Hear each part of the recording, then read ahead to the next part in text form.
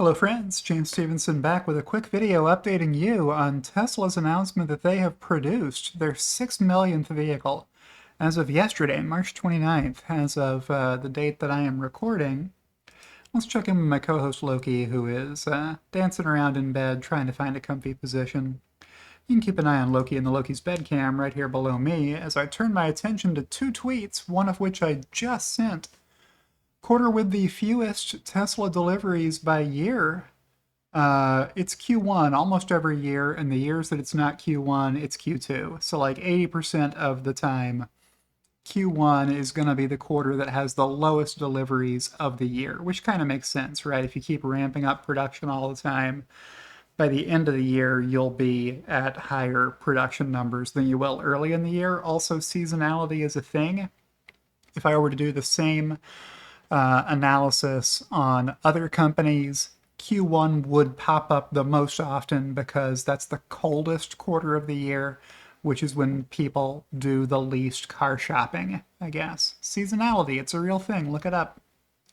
The other thing that I tweeted out was more directly related to the announcement from Tesla about having produced 6 million vehicles. As of midday yesterday, March 29th, Tesla had produced 424,735 cars in Q1, according to my unofficial running count of Tesla vehicles produced inception to date, including original Roadsters and Cybertrucks, but excluding semis, prototypes, and production release candidates. Now, you may think that I have this information in my earnings forecast model, and I do certainly have enough tabs in that model, and I could have put this information there, but I didn't. I have it in my Tesla charts model, which I will show you now. It's probably too small for you to read. Let me zoom in here some more. There you go. So where did that number come from? Well, I took 6 million and I subtracted this number. That's the cumulative production as of the end of Q4 2023. So at the end of 2023, Tesla reported their production and deliveries, and I punched those numbers in here. Now, the production and deliveries report from Tesla has never included semi.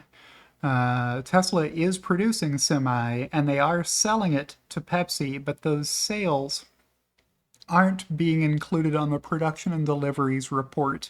They are being included in Tesla's costs of goods sold and in Tesla's revenue when Pepsi pays for those semis, or whoever else is testing Tesla semis. That's the only one I'm aware of. That's the big one for sure. So I had to make that note in my tweet, as well as the bit about, yes, Cybertrucks are included. Unfortunately, they're lumped in together. Tesla doesn't give us information by model anymore. They were lumping together S and X and then 3 and Y for a while. And now they've thrown Cybertruck in with one of those groups. So we still have very little insight from Tesla into sales by model or by region. Lots of other automakers do share that information. Troy Teslike isn't the only one who would love to see Tesla start reporting in more detail. I think Tesla has established themselves as the EV sales leader in the world and has the enviable position of being the market share leader in the US. No reason not to share that information at this point, I don't think. Elon has replied to me in the past when I asked for it, saying that level of precision isn't useful for analysis or decision making. I disagree. And that people would make too much of it. Well, they're going to make too much of any information they have, right? So why not help people out by sharing more information, as many of your competitors do? All right. I got sidetracked there for a bit, but I'm back. You take 6 million, you subtract 5,575,265, and that gives you 424,735 vehicles. That's how many I think Tesla has produced as of yesterday morning or afternoon, as it was the Tesla Giga Shanghai team that celebrated producing the 6 millionth vehicle.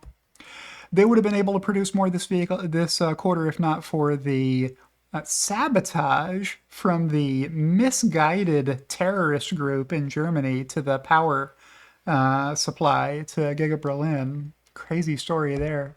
And some other stuff Tesla had going on that idled production for a little while. But it's not unusual for a Q1 to be the lightest quarter of the year. You can see on this screen I've got for every quarter the revenue, cumulative revenue, deliveries, production, cumulative deliveries, cumulative production, and a whole bunch more metrics. I'll skip past all of these to get to the columns that I just created, which were the ones that identify, here they are, the lowest quarter of the year for deliveries and production. Maybe I'll zoom out just a little bit so we can get those in the frame here. And yeah, for production, sometimes it's not Q1 or Q2. Usually it is. There was a Q4 in here. And then I cut it off back at 2013 because prior to that, I really only have vague estimates before Tesla became a public company. And then even after they did, they weren't sharing precise numbers for a while on production and deliveries. So we've got estimates by quarter. But yeah, check it out. Most years, it is Q1 or Q2 that is the lowest quarter of the year for deliveries and for production. I expect that's what's going to happen again in 2024, and it shouldn't be a surprise to anybody, is the point of that tweet. If you're wondering, hey, James, why did you share that information in that tweet?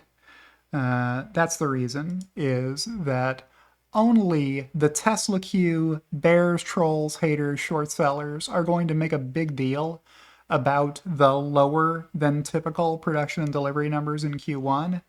That historically has always been the quarter when Tesla production and deliveries are the lowest they're going to be all year, unless there's an issue like the Shanghai Gigafactory shutdown from 2022 due to a COVID outbreak in Shanghai that caused that to be the lowest quarter that year. That was a one-off. If not for that happening, Q1 would have been the lowest quarter that year, etc. So yeah, that's what I was talking about here. Quarter with the fewest Tesla deliveries by year. I didn't feel the need to add on, and if you're shocked that in 2024 it's going to be Q1 again, you must be a bear pretending like they did in most of these years when Tesla reported lower delivery numbers in Q1 than they had the previous quarter, Q4 to Q1. Often there's a drop in production and deliveries due to seasonality, as with many other automakers who all get a free pass from the Tesla Q community. They just want to hate hard on Tesla every day. I'll roll the Who's Hating Hard on Tesla Today sizzle for that reason. Before I check back in with Loki, who is still curled up in bed where you saw him earlier, and reminding you to like the video if you liked the video. You can do that by clicking the heart on X or the thumbs up on YouTube. And thank you to everybody who supports me if you're doing that on Patreon or on X or by joining my YouTube channel as my executive producers, Kathy Kitchler and Rebellionaire.com did. And I'll see you in the next one.